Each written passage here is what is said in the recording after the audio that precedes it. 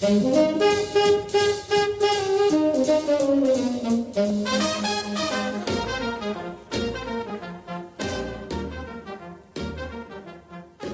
podcast is an invitation to feel and experience the souls of famous old Hollywood homes and to have an in-depth journey to the areas where they're located through interviews with longtime residents. Either you're a fan of old Hollywood in Los Angeles, planning to have a vacation, or, an even bigger step, considering a certain area for your future home. This is your opportunity to receive valuable information and insightful advice you won't find anywhere else.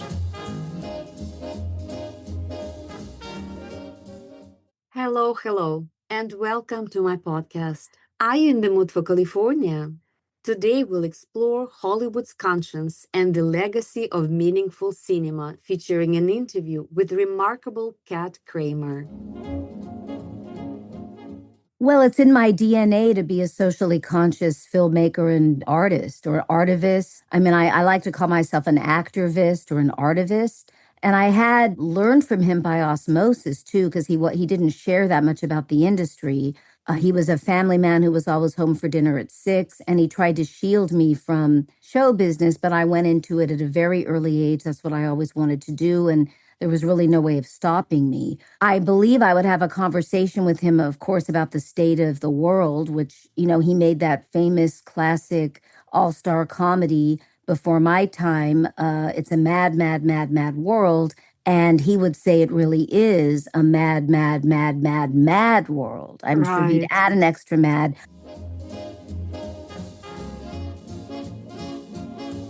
Masha Korpacheva is a California-based realtor and a member of the National Association of Realtors in Los Angeles. She's an advocate for selling and buying homes with soul and practicing mindfulness in real estate. With master's degrees in spiritual psychology and linguistics, Masha brings all of her skills to work with her clients. An intuit and empath, she has touched many lives with her outstanding ability to see beyond the visible and helping to come to better understanding of issues and their resolutions. An adventurous world traveler, from climbing Mount Kilimanjaro in Tanzania to exploring the Galapagos Islands, Masha has a particular passion for the City of Angels. Having landed in this paradise and adopted it as her home, she's been sharing old Hollywood stories since 2007.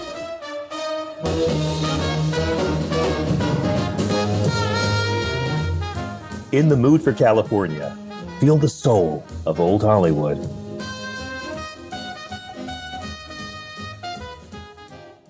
And now, are you ready to explore Hollywood's conscience? Los Angeles, the city of blazing sunsets, neon signs, echoing footsteps on sidewalks, whispers of scripts in coffee shops, and dreams that shimmer behind palm trees. A city always in motion, always performing. But before the gloss, before the stars, there was conscience. A tension between what entertains and what confronts, between story and soul. From the earliest days, Hollywood was more than a factory of dreams. It became, for many, a mirror and sometimes a hammer to reflect society's truths and to shape them. Among those who believed cinema could do both, provoke and heal, one of the clearest voices was Stanley Kramer, whose films repeatedly asked us to look, to question, to feel uncomfortable yet inspired. Take The Defiant Ones from 1958. Two men chained together, one black, one white, escaping into a world too ready to judge by skin.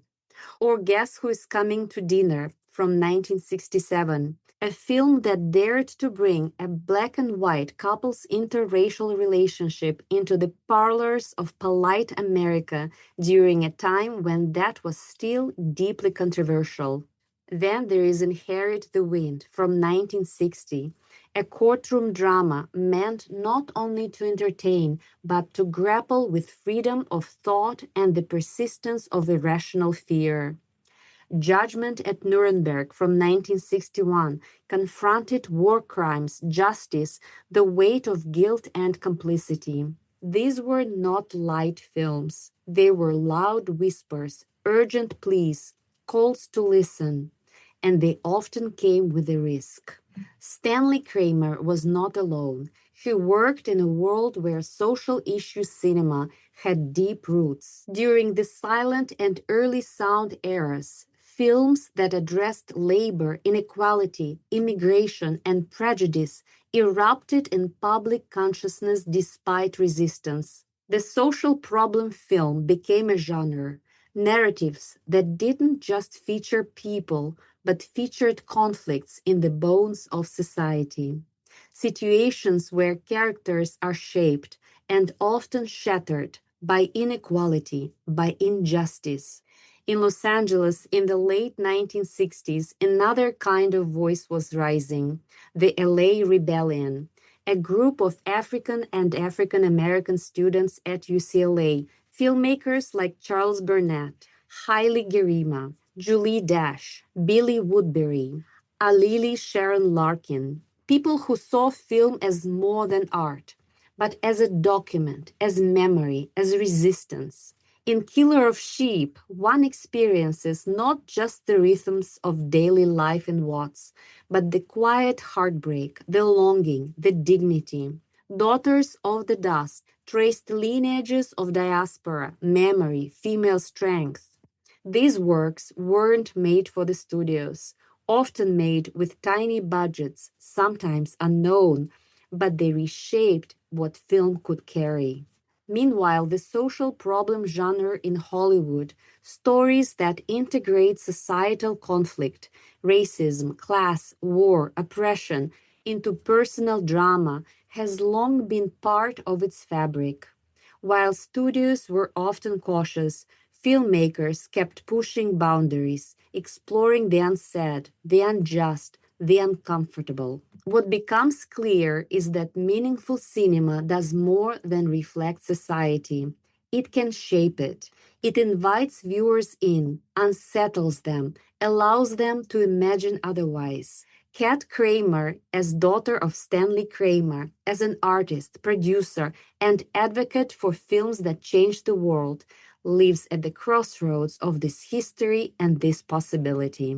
Because the story of conscience in Hollywood is never finished, it continues with every artist who dares to tell the truth when silence feels safer, with every audience that chooses to listen rather than turn away, with every frame of light that reaches the darkness and reminds us that empathy is still possible. Cinema, at its best, is not just reflection, it is revelation. It shows us who we are, but also who we long to be. And in that flicker of light and shadow, it keeps the dream of a more awakened humanity alive. And here we are. Welcome to Los Angeles. It is such an honor to have Kat Kramer with me today. Katharine "Kat" Kramer is an award-winning actress, producer, and founder of Kat Kramer's Films That Changed the World, a film series that spotlights movies and documentaries raising awareness of vital social issues. The daughter of legendary filmmaker Stanley Kramer and actress Karen Sharpe-Kramer and godchild of Katharine Hepburn, Kat has built her own legacy on stage and screen. She has starred in acclaimed one-woman shows and won awards for her performances as Helen Keller in The Miracle Worker and Anne Frank in The Diary of Anne Frank. As an activist and artist, Kat uses her voice to champion human rights, animal welfare, and environmental causes. She established the Hunt for Humanity Award to honor actorvists, making a global impact, and recently launched the Sheroes for Change Festival and podcast. Her film credits include Turnover, Mother's Day Memories, Fate's Shadow, and the Netflix documentary Call Me Kate. She was honored with the 2024 Lifetime Achievement Award at the Luxury Oscar Gala. Kat also serves on the advisory boards of the LA Press Club and the Los Angeles Women's Theater Festival and continues to create projects that inspire compassion, inclusion, and positive change. Today, Kat will share the vibe of her own Los Angeles, her story, her inspirations, and the legacy she continues to build through meaningful cinema. Hello, Kat. Hi, how are you, Maria? I'm wonderful. How are you? I'm doing great. What a joy it is for me to have you as my guest today. Thank you so much for finding the time. Oh, absolutely. I'm so busy, but I definitely wanted to talk to you because I think I love talking about Los Angeles and California and just the feeling of living on the West Coast. We're so blessed. Yes. So that's why I really wanted to focus on the wonderful things in California. Sometimes in the news you hear so many negative things and crime is up and all that, but it's such a beautiful place to live. And I'm a California native, Los Angeles. I didn't grow up here, but I moved back several years ago, and now I feel like I've always been a California native, even though I grew up in Washington State and New York. Mm-hmm. How interesting. So if you were to walk out your door in Los Angeles, what would be the emotional or maybe sensory vibe that you would just feel in your bones? Well, I feel the magic of Encino, Tarzana, and Calabasas because I'm in between all those areas, and the Encino Commons and the Encino Town Center. I've hosted a lot of moderated Q&As and hosted films there for Kat Kramer's Films That Change the World and Sheroes for Change. And I just love the fact in the community which I'm in now that everything is nearby. So I've lived of different places in Los Angeles, different cities, but being in the Valley, but having everything nearby, the restaurants, hospitals, doctors, cinemas, drugstores, you feel protected and safe that if you need something, it's right there. It's not far away. Mm-hmm. So I think that's what I really feel in my bones, is the sense of community that everything is right nearby. That's so beautiful. And are there some of your favorite places in Los Angeles or any of the areas that you just mentioned? Well, I started, strangely enough, during the pandemic, I launched Kat Kramer Comedy, which is, I'm a performer and a comedian anyway, but I've done mostly sketch comedy and, with a duo, but I decided to go stand up and try that. I don't like to use the word try, though. I like to use the word doing it. So I went and did it without any encouragement from anyone. It was just within myself at the Comedy Chateau, which is in the North Hollywood area. And that's a great place for comics to try out material and for comedians to launch shows. And we have a lot of big headliners there, but also newcomers. So that's one place I think about in the Valley that is special to me because I was able to launch my stand-up career there. Mm-hmm. But I hang out a lot at places that are very casual, like Mort's Delicatessen, Uncle Bernie's, Casa Vega in Sherman Oaks is a favorite because I love Mexican food. I'm very all over the Valley. I'm not just in one location when I go to eat or go to the movies. I kind of like to have a broad focus. And I love Calabasas. The Calabasas Commons is an absolutely beautiful place. There's the Barnes & Noble bookstore there, and I've had book signings. I have a new book that I wrote the introduction and the foreword to, which is going to be having book signings coming up, and that's one of the locations. Mm-hmm. Yes, beautiful. And it's fascinating how you spread your energy all over Los Angeles, and you are a very, very active person and artist. Yes. And you also carry a remarkable legacy. Your father is a legendary filmmaker, Stanley Kramer, and your mother is an actress producer, Karen Sharpe-Kramer. And you're also a godchild and namesake of screen icon Katharine Hepburn. Yes. Yet you have forged your own path. So how do you actually balance honoring that inheritance with distinguishing your singular voice as an artist, activist, and creator? That's an amazing question because it's not easy and I have to juggle everything. But I will tell you, my father made Guess Who's Coming to Dinner among his many classics, landmark film that changed laws before I was born. But they decided if I was going to be a boy, when my mother got pregnant, I would be named Spencer after Spencer Tracy, who was the star of the film. And if I were to be a girl, I would be Katharine for Katharine Hepburn, who was his co-star in the film. Mm-hmm. They both starred in it. So I came out as a girl, and and so I became Katharine, named after Katharine Hepburn, and she also became my godmother. She sent my parents a note and her christening dress for me with a note saying, "She will forever be telling them spell it with an A." And that's because there's 100 different ways to spell Catherine, the name, but she spelled it Catherine, the original spelling, Katharine, and nobody gets it right with her, and they certainly don't get right with me. So that's why I call myself Kat, because she was actually known as Kate Hepburn to the industry, but to close friends and family, she was always Kat. And she used to send me personal letters and notes from Auntie Kat instead of Auntie Kate. So that's why I'm Katharine, Kat Kramer, or I'm always Katharine, but professionally now I like to go by Kat Kramer because I know they're going to spell it right. Unless they spell it C-A-T, and I love cats, so, that's fine with me. So interesting.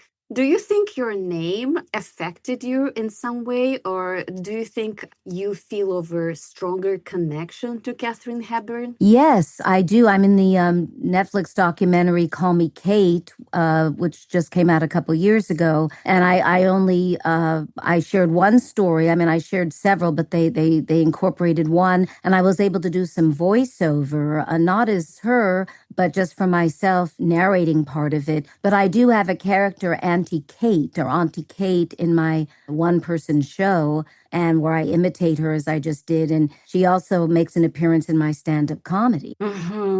Very interesting. So, Kat, your father, Stanley Kramer, was deeply invested in socially conscious cinema. Yes. And this is something very unique. So nobody really thinks about Hollywood as conscious in any way. So when you look back now, is there a conversation that you wish you had had with him, maybe about art or ethics or life, that would carry with you or imagine having? Well, it's in my DNA to be a socially conscious filmmaker and artist or artivist. I mean, I like to call myself an actorvist or an artivist.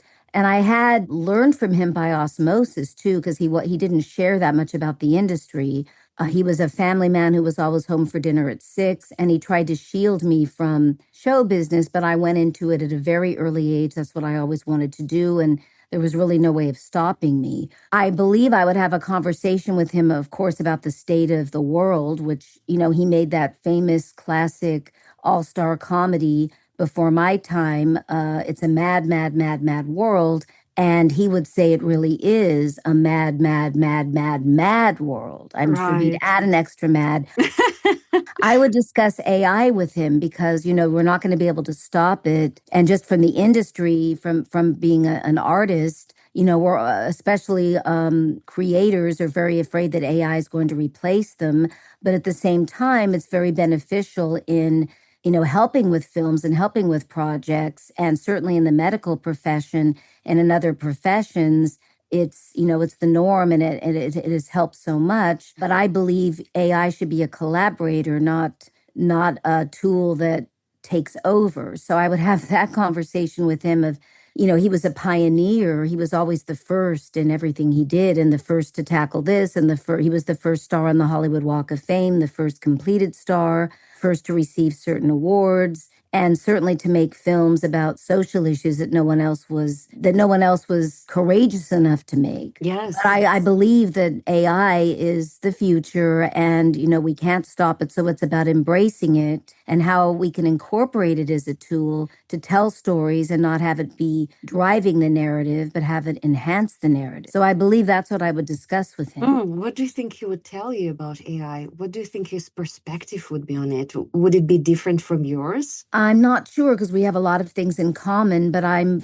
all about female empowerment, and Sheroes for Change being a passion of mine, and, having a female point of view and a woman's voice. Of course, he was a male, and very much from the time where women's empowerment, was not the norm, but he did grow up in a household with a single mother, and he was an only child. He didn't have any siblings. I believe he would just either say, develop your stories on your own without using AI, or it's if it's something you want to embrace, go for it. So I think that he would just, have me make my own decisions on it. But, earlier this year, I was saying to my creative teams, let's don't use any AI if we can help it. And now it's towards the end of 2025. I've changed my views on that a bit.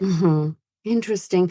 And Stanley Kramer was incredibly conscious about what was happening around him in the society. And it appears that he was very courageous in sharing his opinion and his point of view in his movies. When he was at home, when he was with you, his child. So what was he like? He didn't want to discuss Hollywood or films. He really wanted to talk about the world, other topics, political things. And so I learned a lot about a broader scope of the world. And he never shared, stories about, he never spoke about very many collaborators. He was very tight-lipped about that. He had very few friends, only a handful of close friends, and he was not social.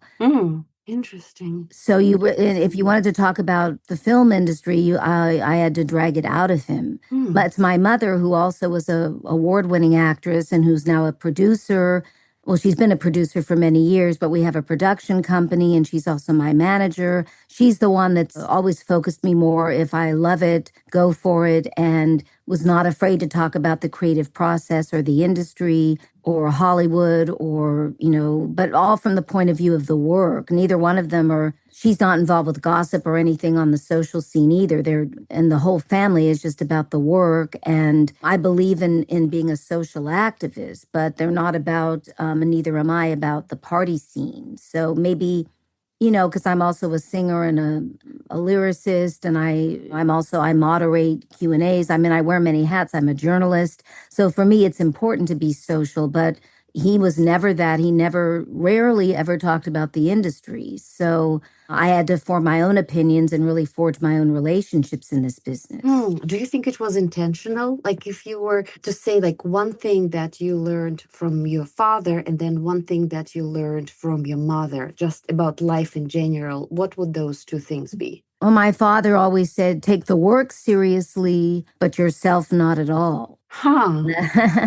Very interesting. And my mother told me always to trust my own instincts and do what I really wanted to do, which is I have many interests and I wear many hats. She did say to focus on the priorities in life. So I think that's a very important point that I learned from her. Yes. And to prioritize. Yes. Wow, Kat, it sounds like that you grew up in a very solid family, yes. Good-hearted, solid, and very conscious. Very much so. It's in our DNA.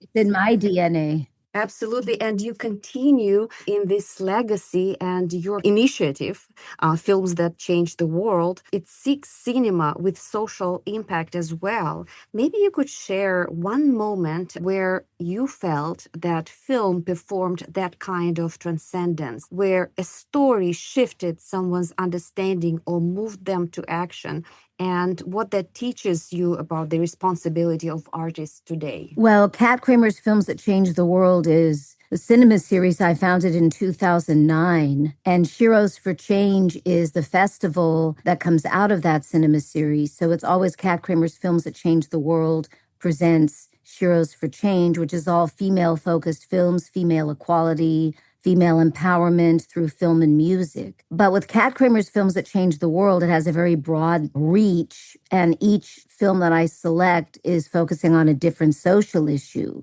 Some that my father had paved the way for us to embrace and understand that we still need to do something about these issues. And a lot of them are new issues that have come since he passed away, but I know he would have made films on them. One in particular, and each one I have had the lucky chance to present, they've all had call to action or made people think. But I think The Cove, which was the second installment for Films That Change the World, and that's the documentary feature that won the Oscar for Best Documentary Feature.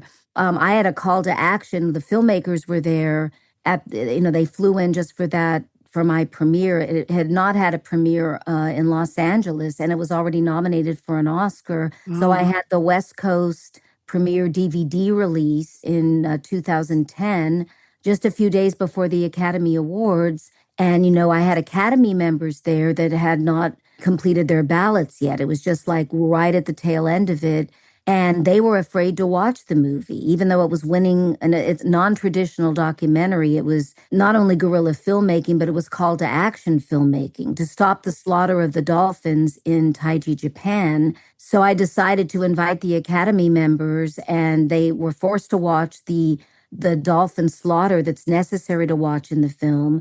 And then I had a 5-year-old activist, a little boy who cried and had seen the movie multiple times. And he spoke in front of the audience saying, I'm only 5. And if I can watch this film and I know what we're doing to the dolphins is wrong, slaughtering them, even though it's a Japanese practice, if I can watch it, so can the adults. So not only did that have a unanimous call to action, but the Oscar voters went home and voted on their ballots, and it did end up winning the Oscar. Wow. And another element that made me realize how powerful film is as a tool for change, and how my cinema series really promotes that, is right after my event, the filmmakers went to the Hump restaurant in Santa Monica and did a sting operation because they were illegally serving whale meat. And they filmed it when nobody was, they ordered it and they filmed it as undercover sting operation. And so it was exposed, and they ended up shutting down the Hump restaurant. It no longer exists. So we were on CNN protesting, and this was right after the Oscars that all this happened. And I was lucky to celebrate with them that night. And that really it was only my second installment, but that really put Kat Kramer's Films That Changed the World on the map. And then the third one was Elephants and Man, A Litany of Tragedy. And I was so lucky and honored to have Lily Tomlin as my co-host, along with Cher and Tippi Hedren. And it was about, advocating for elephants in captivity and how they were abused in zoos and circuses. And we had call to action at that too. And Lily became the ambassador for Kat Kramer's Films That Changed the World. So that's very dear to my heart. Both those two are examples of call to action. And a lot of the circuses have closed, gotten rid of their elephant entertainment. And a lot of the zoos around the world, and certainly in the United States, have closed their elephant exhibits. Just the LA Zoo is what we were fighting, and we still are. The lone Asian elephants, Billy and Tina, were recently transported to the Tulsa Zoo in Oklahoma, and they really belong at a sanctuary. And we have the sanctuary where they should go is PAWS, a Performing Animal Welfare Society up in Northern California, but they're still in captivity. So it's just films like that, and a film that I presented this year, which I'm presenting again, Walking Thunder, Ode to the African Elephant, as a tribute to the late Jane Goodall, who endorsed the film. And I also had Love and Bananas, An Elephant Story. I've done 4 wildlife films and 3 specifically on elephants. And that's all about how elephants belong in their natural habitat. And wildlife, we shouldn't mess with it. They're endangered species, and they don't belong for our use or entertainment. So that's really, each one of these films caused tremendous call to action. And that's why I'm so honored to present them. Yes. And what struck me is when you mentioned that at first people were afraid to watch, the movie about slaughtering dolphins, because even though it was nominated already, but they were afraid. So what do you think their main fear was? Realizing that humans are capable of doing such torturous acts, not only on each other, but on the dolphins. It's a practice in Taiji, Japan, to slaughter the dolphins, and because of trade. And it stopped for a while after the film won the Oscar, but then it started up again. So that's what my father had to continuously speak out. And that's what I learned from him as well, that we can stop for a while, but, we just started up again if there's not a law passed. There needs to be laws passed to make these things illegal, so people have to pay a price. Yes. And I also am an anti-bullying activist, and I had Teach Your Children Well, which was my fourth installment. And the great Lily Tomlin, who's my performing idol as well, she narrates that film. And I presented it twice for the fourth installment. During the final one was in October during Anti-Bullying Prevention Month. And it was all about school violence and bullying children, mostly LGBTQ, but bullying kids.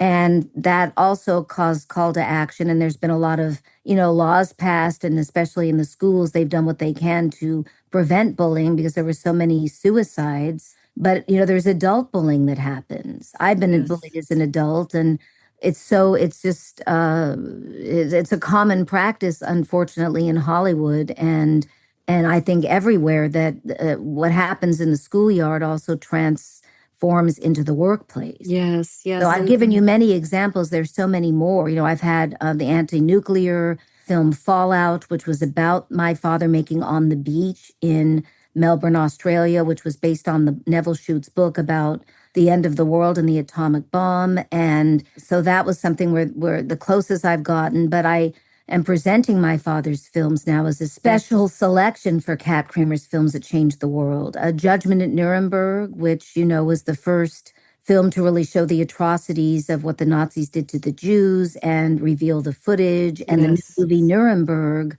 is one of the trials, and that's a movie that that we're honoring actually during award season. It hasn't been announced yet. But both are totally different movies, but presenting Judgment at Nuremberg and On the Beach as a double feature because they're both celebrating, if you can call it that. It isn't really celebrating, it's recognizing the 80th anniversary of both subjects. The Nazi trials, this is the 80th anniversary, and it's also the 80th anniversary of when we dropped the bomb on Hiroshima and Nagasaki. And so both films are classic award-winning.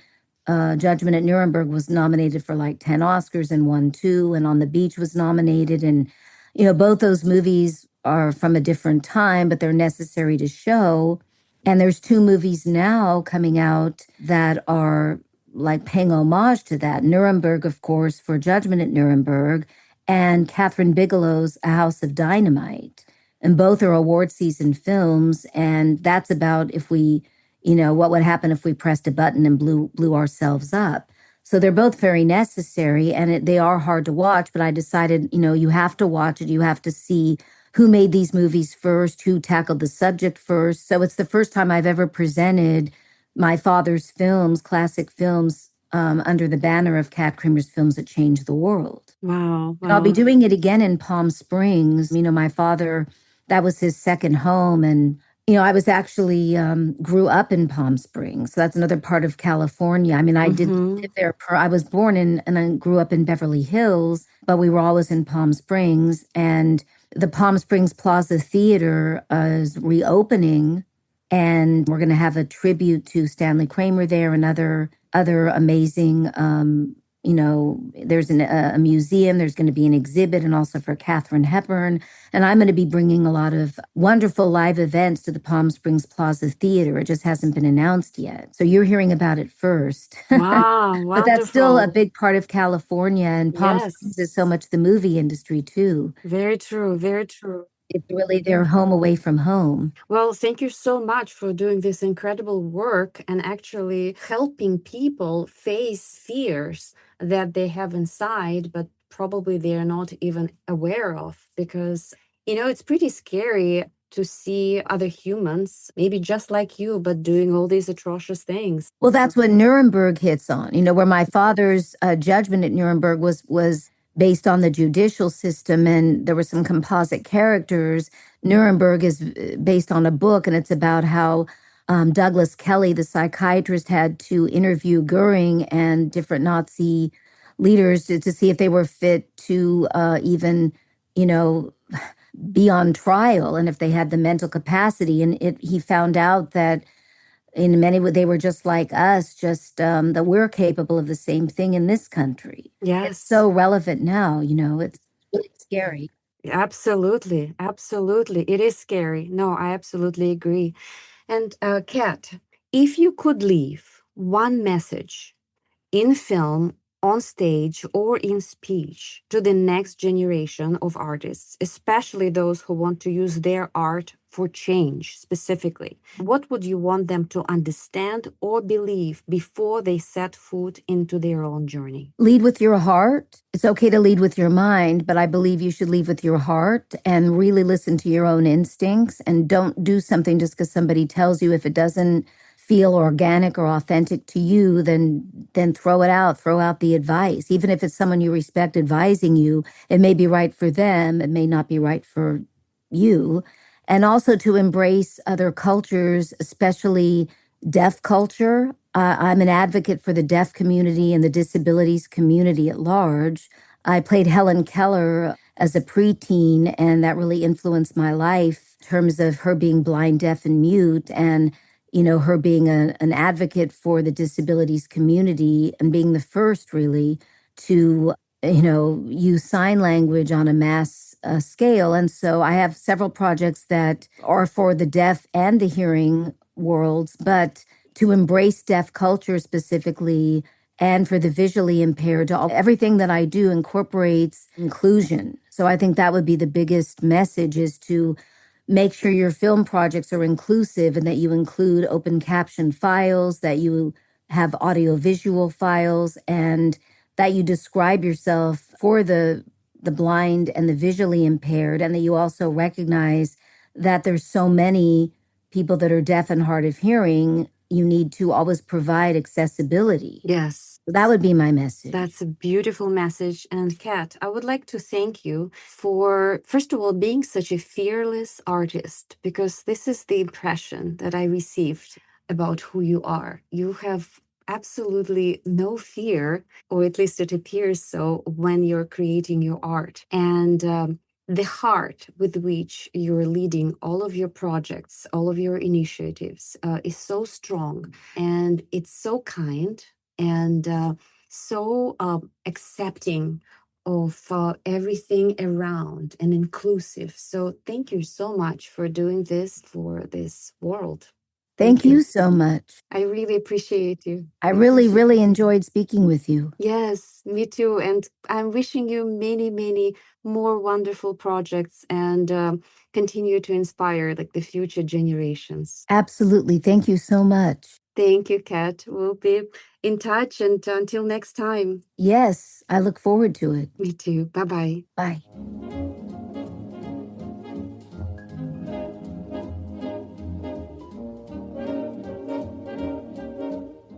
Thank you very much for tuning in to explore Hollywood's conscience and the legacy of meaningful cinema with my special guest, Kat Kramer.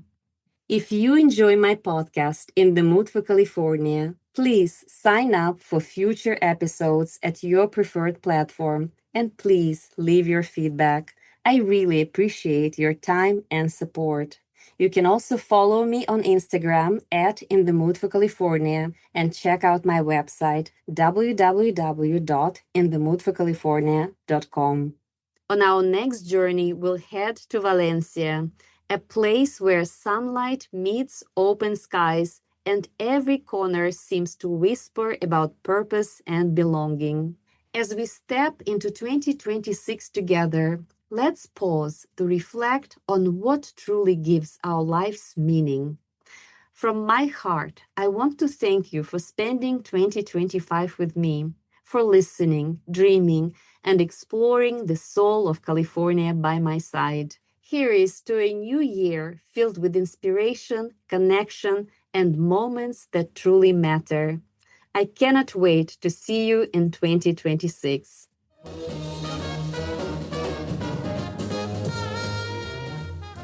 In the Mood for California. Feel the soul of old Hollywood.